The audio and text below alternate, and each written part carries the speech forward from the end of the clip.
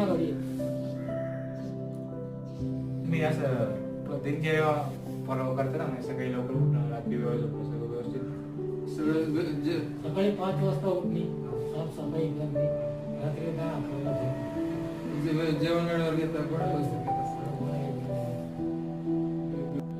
सकाळी संध्याकाळी फिरायचं सवय का? म्हणजे शतपावली वगैरे शतपावली. बाहेर फिरतात. आता मी बाहेर जाणार होतो मुलाला आणायला.